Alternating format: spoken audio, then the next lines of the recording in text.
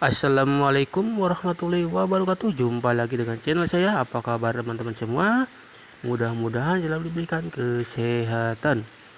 Seperti biasa, sebelum lanjut jangan lupa di subscribe, like, dan komen agar teman-teman semua tidak ketinggalan informasi-informasi terupdate dari saya. Baik, di kesempatan kali ini saya akan kembali membahas Pi Network yang sampai sekarang tidak jelas kapan open mainnet. Ada yang bilang Pi Network itu sampai kapanpun tidak akan open mainnet atau listing di exchanger karena visi misi Pi Network itu bukan kripto seperti kripto pada umumnya, melainkan ini akan dijadikan mata uang digital global yang dipakai oleh seluruh negara atau yang bisa dipakai oleh seluruh negara. Ini juga sebenarnya lucu.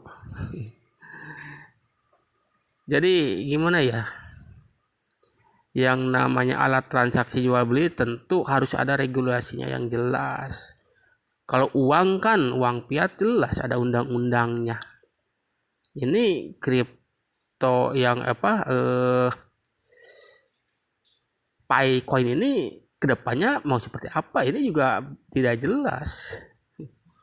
Lucu sih sebenarnya. Nah ini sebenarnya ini pernah saya bahas, cuman ya ketika dikasih tahu member Pi Network malah ngeyel. Jadi saya juga heran sih ini di komentar itu sih progres katanya, ini ada di komentar katanya progres sudah nyata dengan bukti sudah bisa ditransfer memindahkan dari rekening wallet ke satu wallet yang lainnya. Nah ini yang di kotak merah ini juga lucu, ini sekolahnya di mana ya? Barter itu kan hanya istilah saja ya, kalau mau disebut barter semua juga barter. Nah ini letak kelucuannya bro.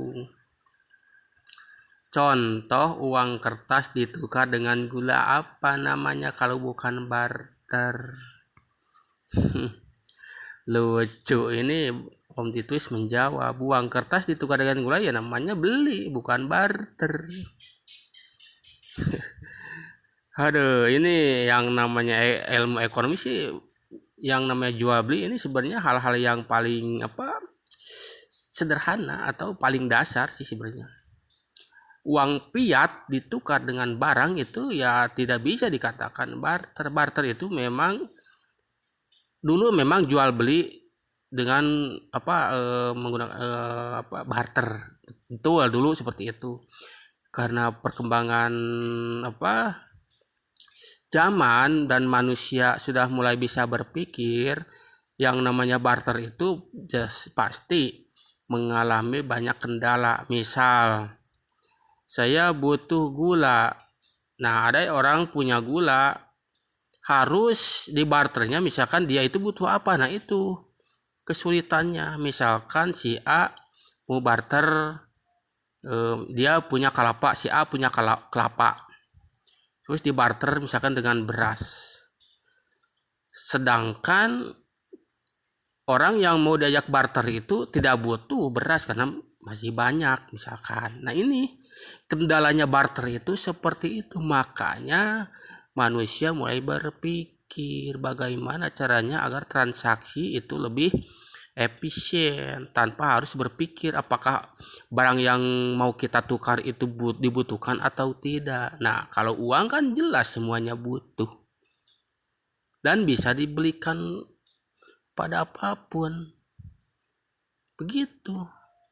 Jadi yang namanya barter memang banyak mengalami kendala, makanya diadakanlah uang fiat sesuai amanat undang-undang negara masing-masing. Tentu setiap negara pasti punya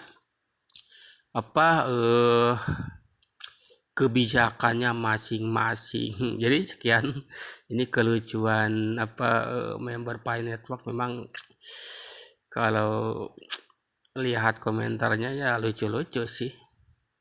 Saya tidak merasa paling pintar, tapi kalau hal sepele semacam ini ya semua orang juga tahu. Ini anak SMP kayaknya juga tahu konsep dasar ekonomi, apa itu barter, apa itu jual beli. Oke, cukup sekian. Assalamualaikum warahmatullahi wabarakatuh.